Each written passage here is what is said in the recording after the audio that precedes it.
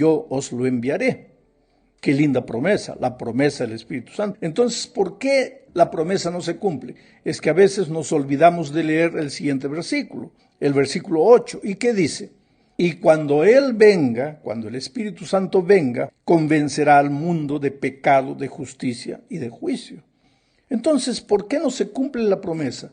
Es que para que la promesa del poder del Espíritu se manifieste en la iglesia y en la vida de cada cristiano, primero tiene que cumplirse el primer trabajo del Espíritu Santo. Y el primer trabajo del Espíritu es convencer a las personas de su pecado.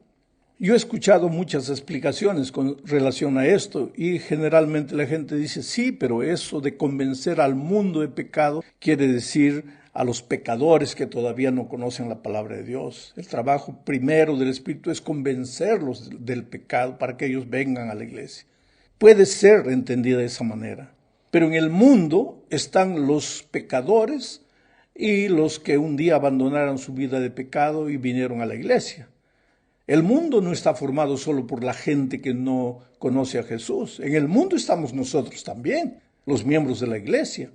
Y nosotros también, para recibir la plenitud del poder del Espíritu Santo, necesitamos que primero se realice el trabajo básico del Espíritu Santo, que es convencer de pecado.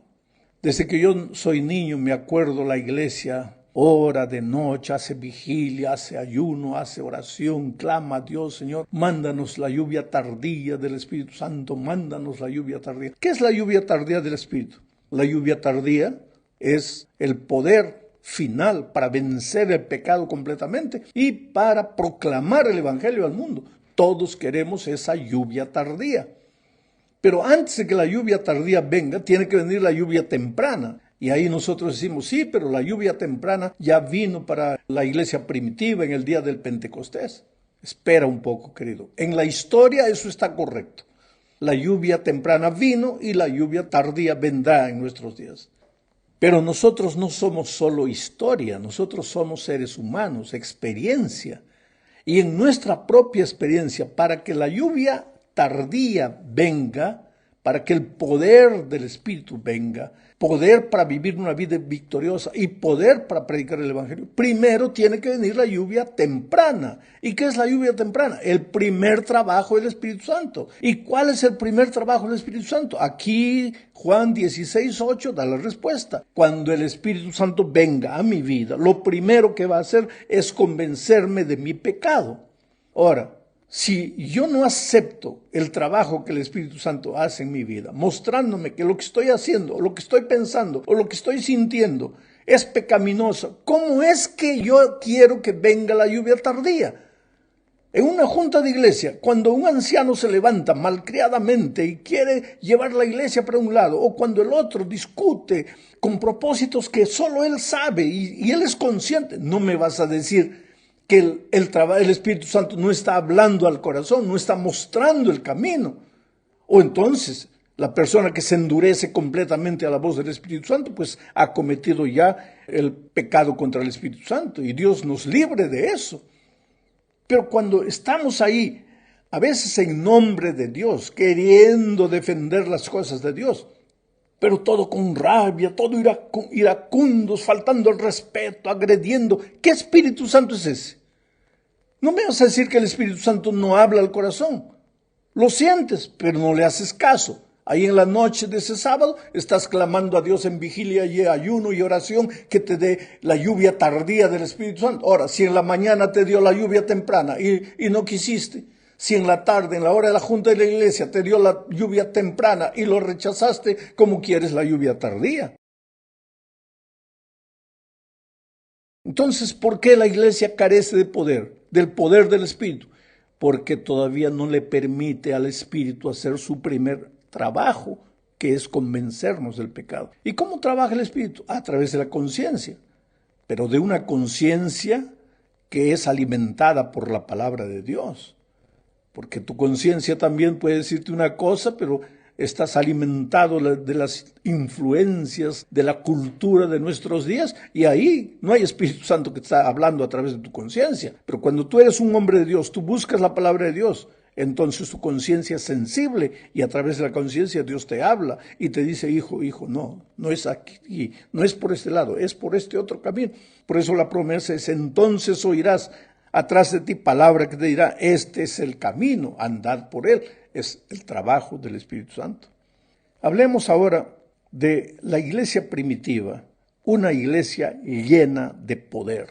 La iglesia primitiva era una iglesia poderosa, porque era una iglesia espiritual. ¿Qué significa ser iglesia espiritual? Una iglesia que se deja guiar por el Espíritu Santo. La iglesia, querido, nació en el Espíritu y por el Espíritu. Hechos 2, 38. 41 y 42 dice, Pedro les dijo, arrepentíos y bautícese cada uno de vosotros en el nombre de Jesucristo para perdón de los pecados y recibiréis el don del Espíritu Santo. Así que los que recibieron su palabra fueron bautizados y se añadieron aquel día como 3,000 personas y perseveraban en la doctrina de los apóstoles, en la comunión unos con otros, en el partimiento del pan y en las oraciones. Era una iglesia espiritual. ¿Por qué? Porque perseveraban en la doctrina, en el camino, en el sendero, en las enseñanzas. Todo eso es doctrina, camino, sendero, enseñanzas del maestro. Ellos perseveraban en eso, en el camino que el Espíritu les mostraba. Ellos aceptaban lo que el Espíritu les decía. ¿Tú crees que en ese tiempo no habían los problemas que hay hoy? Que gente discute, que gente esconde pecados por ahí. ¿Te acuerdas de Ananías y Zafira? Estaban escondiendo, estaban siendo deshonestos. ¿Tú crees que el Espíritu no trabajaba? Pero ellos se endurecieron contra el Espíritu. Quiere decir, el Espíritu nunca dejó huérfano a la iglesia. Y el mérito de la iglesia primitiva era que nunca dejó de oír la voz del Espíritu, fue obediente. No clamaban solamente por la lluvia tardía.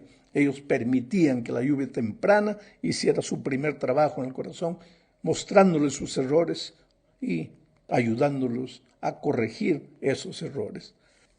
Muy bien, vamos a la tercera parte. Aquí hablaremos sobre el Espíritu Santo y la testificación.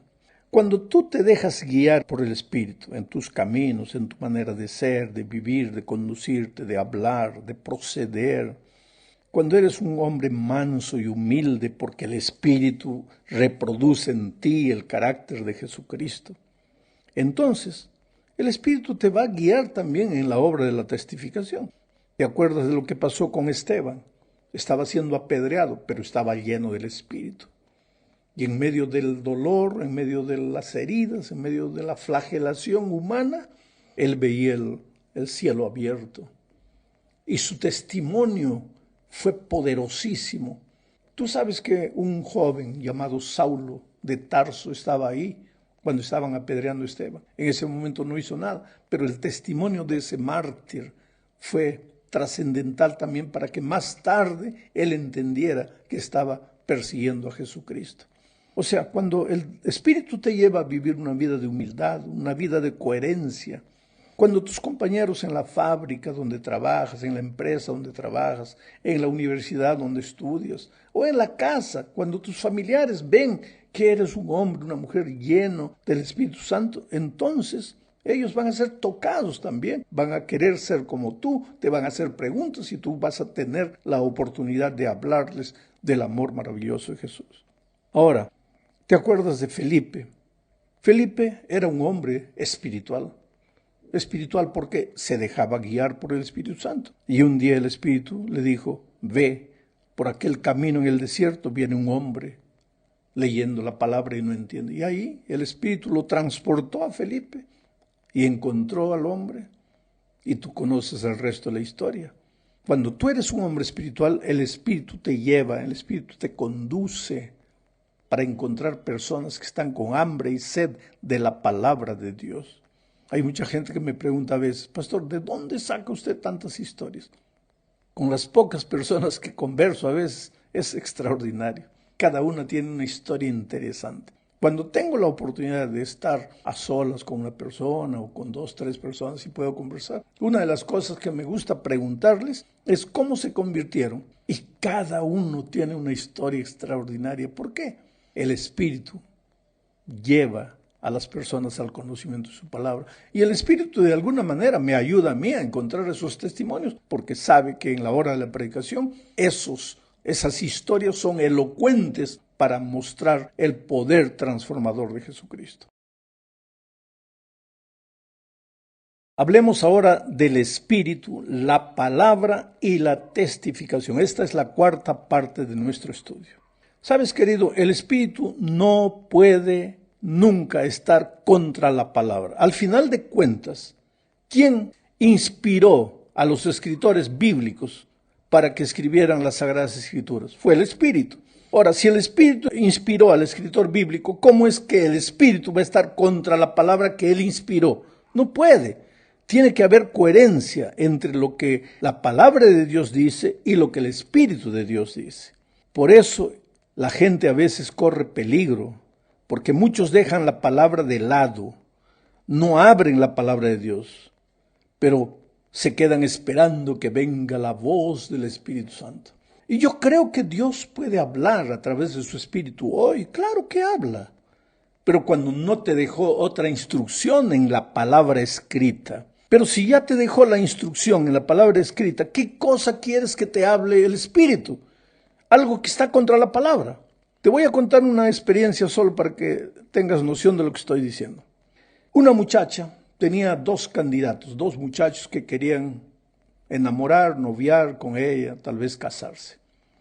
Uno de ellos era un cristiano, fiel, trabajador en la iglesia, manso, humilde, pero pues feíto, no tenía mucha presencia física. El otro candidato era un ateo, malandro de esos muchachos de afuera. Fumaba, bebía, pasaba noches enteras en fiestas. Y los 2 estaban atrás de la chica cristiana.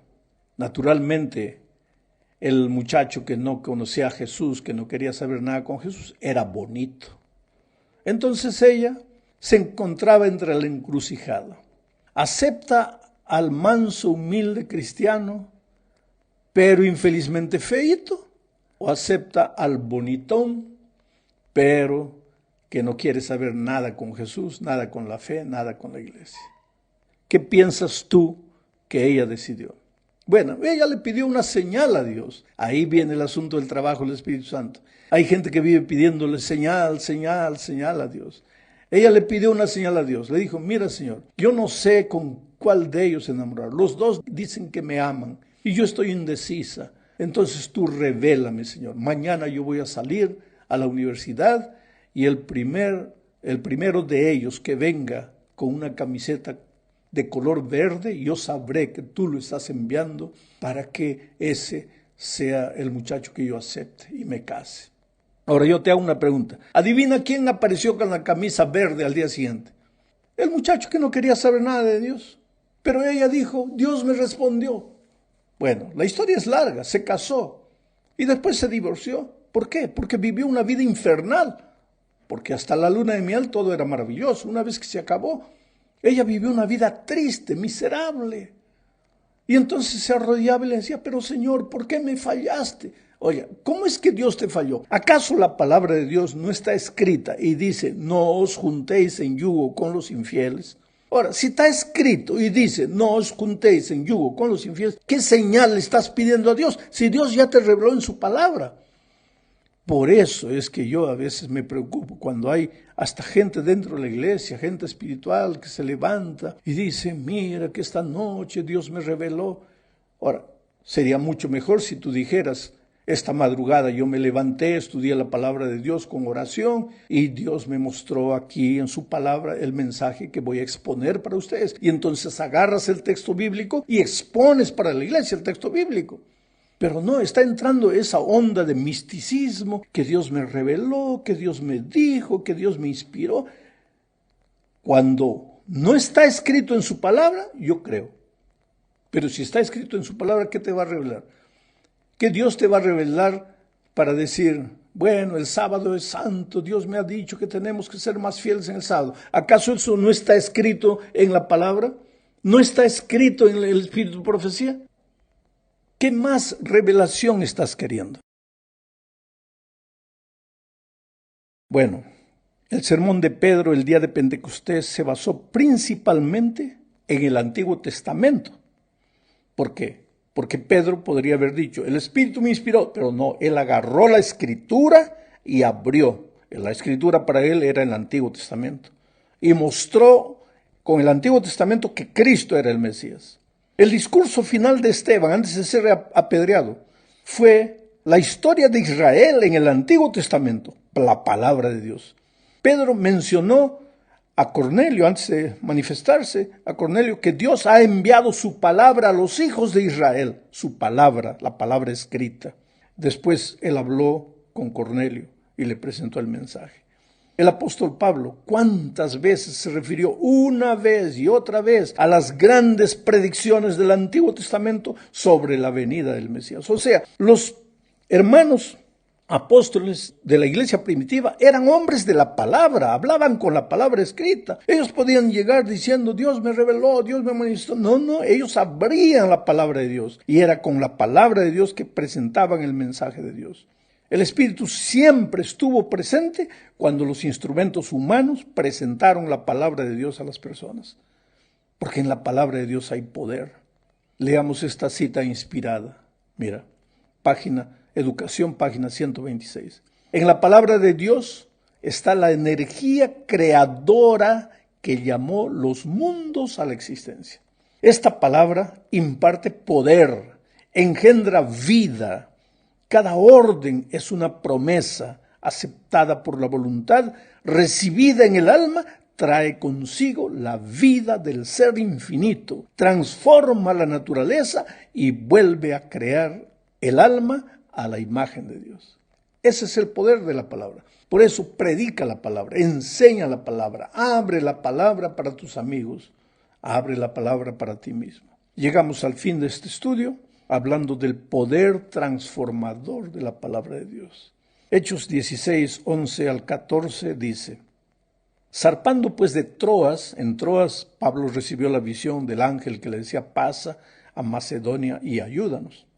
Como era un hombre que se dejaba conducir por el Espíritu, al día siguiente fue. Entonces dice, zarpando pues de Troas, vinimos con rumbo directo a Samotracia y al día siguiente a Neápolis. Yo estuve en Neápolis, hoy día no se llama Neápolis, es un puerto, se llama Kavala.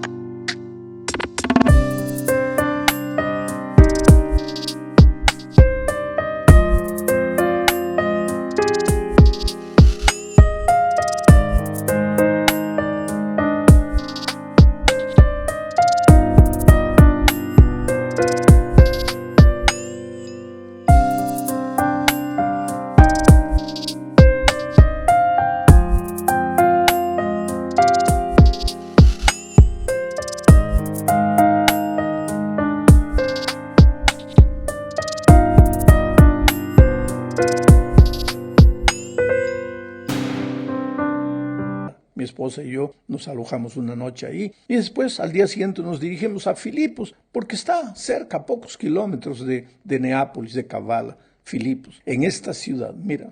Y de allí a Filipos, dice el texto, que es la primera ciudad de la provincia de Macedonia y una colonia. Y estuvimos en aquella ciudad algunos días y un día de reposo salimos fuera de la puerta junto al río. Está hablando del río Cremedis. Mi esposa y yo también tuvimos la oportunidad de caminar por la orilla de ese río. En ese río se solía hacer la oración y sentándonos hablamos a las mujeres que se habían reunido. Entonces una mujer llamada Lidia, vendedora de púrpura de la ciudad de Tiatira, que adoraba a Dios, estaba oyendo y el Señor abrió el corazón de ella para que estuviese atenta a lo que Pablo decía. Filipos